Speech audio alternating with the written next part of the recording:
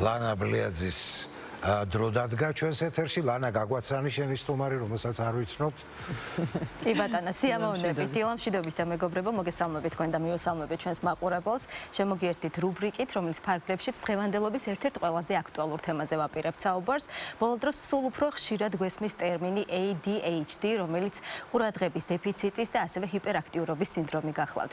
თუმცა ხშირ შემთხვევაში ბავშვებთან მიმართებაში ამბობენ ხოლმე ამ ტერმინს. დღეს კი ჩვენ უნდა ვისაუბროთ იმაზე, რომ ზრდასრულობაში გრძელდება ეს სინდრომი და დღეს გვექნება საუბარი თუ როგორ ვლინდება ის, როგორ უნდა ამოვიცნოთ და რაც თავარია, როგორია მისი მართვის თანამედროვე მეთოდები. სწორედ ამ თემაზე უფრო ვრცლად და დეტალურად ვისაუბრებთ ჩვენ სტუმართან ერთად, ასე რომ დიდი სიამოვნებით წარმოგიდგენთ ბატონ ლაშა კილაძეს, ფსიქიატრს, რომელიც ჩვენი ხშირი სტუმარია. მოგესალმებით ბატონ ლაშა და მადლობა რომ ჩვენთან ხართ დილიდან მიუხედავად თქვენი გრაფიკისა.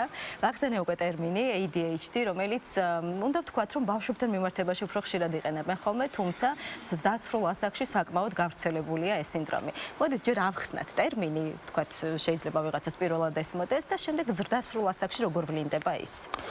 კი ბატონო, პირველ რიგში მინდა გითხრათ, რომ ADHD არ არის რაღაც კონკრეტული, ვთქვათ, დეფექტი თავის ტვინის, არ არის რაღაც კონკრეტული, ვთქვათ, დაავადება, არამედ ეს არის ნეირობიოლოგიური მდგომარეობა ტვინის, როდესაც მოშლილია ერთი ფუნქცია თავის ტვინის, კერძოდ თავის ტვინის აღმასრულებელი ფუნქციები, ანუ აკონტროლებელი ფუნქციები, რომელიც აკონტროლებს ქცევას, იმპულსურობას, ემოციურობას, მოთმინების უნარს, კონცენტრირების უნარს და ასე შემდეგ, ასე შემდეგ.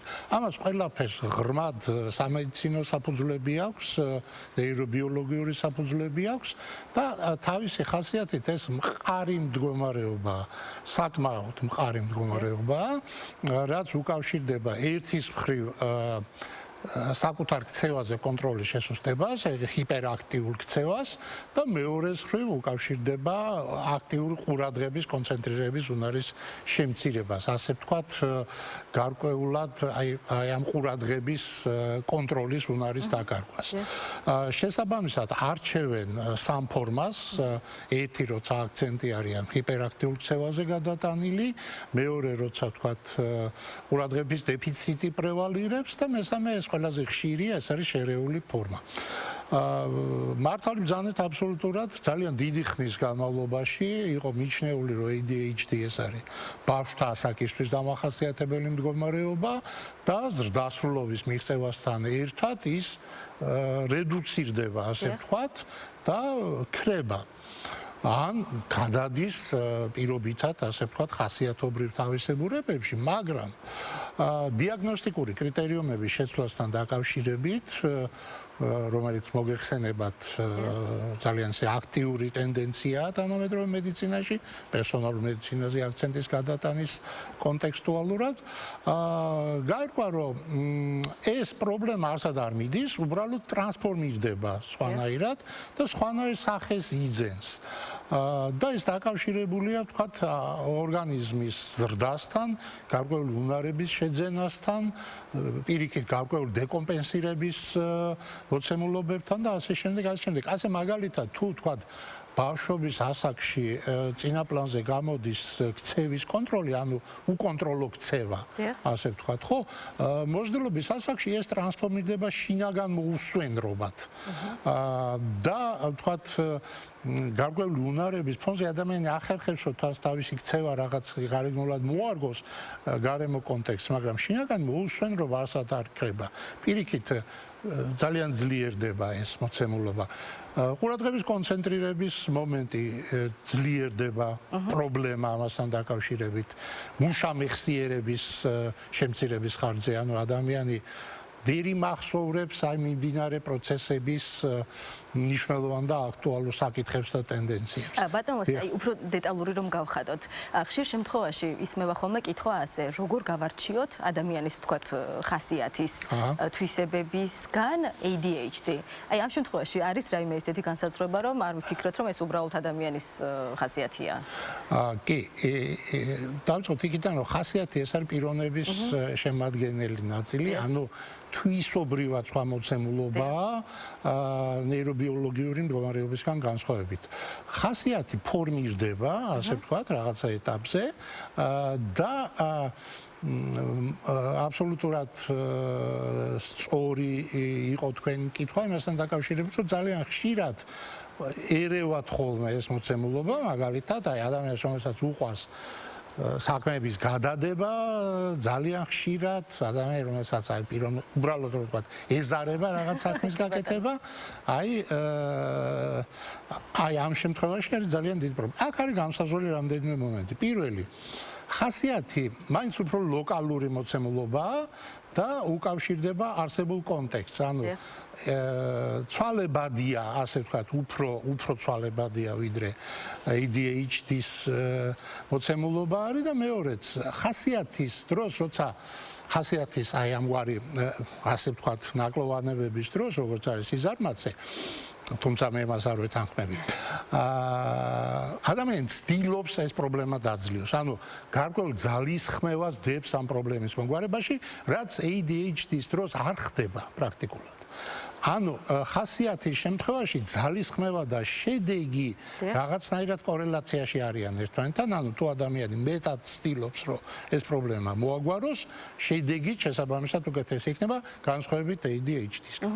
ADHD დიაგნოსტირდება ყველაზე უფრო ხშირად აი მოზარდობის ასაკში და ახლობით 10-12 წლის ასაკში და აქვს გენეტიკური ძალიან მნიშვნელოვანი კომპონენტი ხასიათისგან განსხვავებით.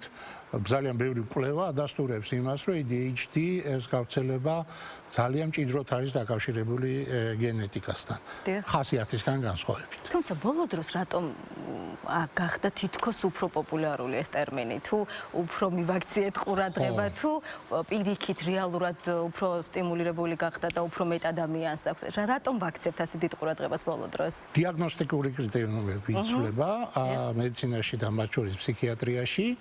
ის მდგომარეობა, რომელიც მაგალითად 10, 15, 20 წლის წინ ითვლებოდა, რომ აქ ადამიანს ეს პრობლემა ხო.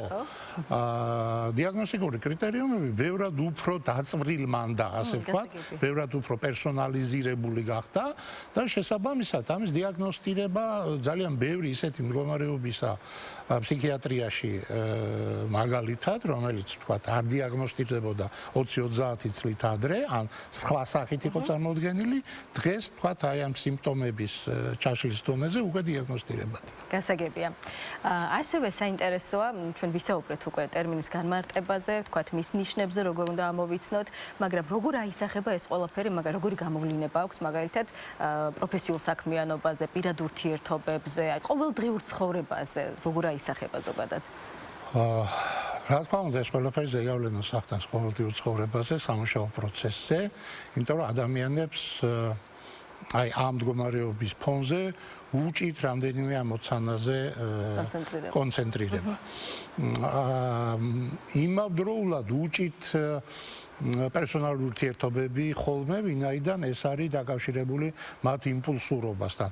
ასეთი ადამიანები ხშირად იმპულსურად რეაგირებენ გარემოსთან, ქმნიან სარისკო ვითარებებს, სარისკო სიტუაციებს, მაგალითად ავტოსაგზაო შემთხვევებს ხშირად იწვევენ ხოლმე, უყვართ იმპულსური აქცია, ფულის უკონტროლო ხარჯვა, მაგალითად, აი ესე ემოციური რაღაცა აფეთქების ფონზე და ახასიათებს ძალიან საინტერესო უნარი იმავდროულად, რომელიც აი ზუსტად ამ მდგომარეობისთვის არის დამახასიათებელი, ეგრეთ წოდებული ჰიპერფოკუსის მდგომარეობა, როცა ადამიანი აი სრულად კონცენტრირებულია ერთ კონკრეტულ ამოცანაზე, მისთვის მნიშვნელოვან და მისთვის მისაღებ ამოცანაზე და შეუძლია რომ დღე-ღამეში 20 საათი ამ ამოცანას მიუძღვნოს. ანუ ერთ და იგივე ადამიანს შეიძლება ყურადღების დეფიციტიც ჰქონდეს და ჰიპერფოკუსირება. კი, აბსოლუტურად სხვა ამოცანებს ხო, აი ნახეთ რანაირ მდგომარეობა. აი ეს არის ალბათ ერთგვარი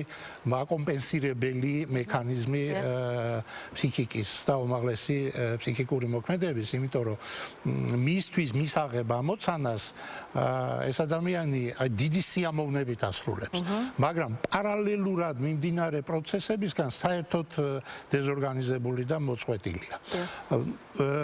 დასაწყისში თქვი, რომ ეს არის ნეირობიოლოგიური მდგომარეობა და ალბათ დიდი ალბათობით ეს მაინც უკავშირდება ნეიროტრანსმიტერების გამომუშავებას, ანუ პირობითად რო ვთქვათ, აი კონკრეტული საქმიანობის განხორციელების დროს, ჰიპერფოკუსირების დროს ადამიანის ორგანიზმში გამომუშავდება დოფამინი, რომელიც მას აი ამ საქმის კეთებით სიამოვნებას აძლევს და სხვა მდგომარეობები, სხვა სიტუაციები ამ დოფამინის გამოსროლას ვერ იწვევენ, შესაბამისად ადამიანი მათზე უბრალოდ დროს არ ხარჯავს, ასე ვთქვათ, ასეთ შემთხვევაში და კონცენტრირებული. ეს სხვათაშორის ყოველთვის ცუდი არ არის.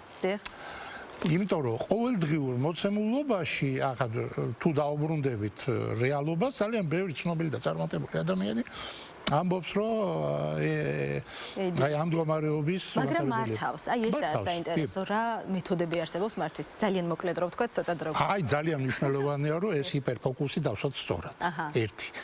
ეს ერთი, მეორე, აქ არის ძალიან მნიშვნელოვანი ასევე რომ შექმნათ შესაბამისი გარემო იმისთვის, რომ ადამიანი იყოს რეალიზებული. ADHD-ის დროს არის დამახასიათებელი დივერგენტული აზროვნება და არაკონვერგენტული აზროვნება. ანუ ადამიანები კრეატივის დონეზე, თქვათ, აი ამ ერთი კონცენტრირებული მიმართულები ძალიან მაღალ დონეზე მუშაობენ, მაგრამ ამ იდეის რეალიზებას ვერ ახერხებენ საერთოდ. ამიტომ ძალიან მნიშვნელოვანია, რომ ასეთი ადამიანი მუშაობდეს პირობითად კრეატივის სფეროში და არა ყოველდღიური აღმასრულებელი მოცემულობის ფორმატში.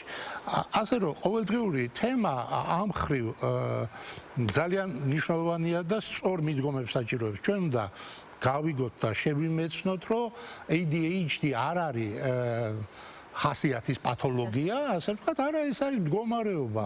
თავის იმპულსურობით, ყურადღების გაფანტულობით, ჰიპერფოკუსით, პრობლემებით და ასე შემდეგ და ასე შემდეგ. თუ სწორ მისამართს მივცემთ, აუცილებლად იქნება ძალიან ეფექტური. აუცილებლად იქნება ძალიან ეფექტური ბილ გეიტსის დამემოწმება ამაში. კი ბატონო, ძალიან დიდი მადლობა თქვენ საინტერესო საუბრისთვის. მე ჩვენს მაყურებელს კიდევ ერთხელ შევახსენებ, რომ ჩვენ საუბრობდით ტერმინზე, სინდრომზე ADHD, ოღონდ დასრულებთან მიმართებაში. ჩვენი სტუმარი კი იყო ბატონი ლაშა კილაძე, ფსიქიატრი. გემშვიდობებით და ყველას წარმატებულ და ბედნიერ დღეს გისურვებთ.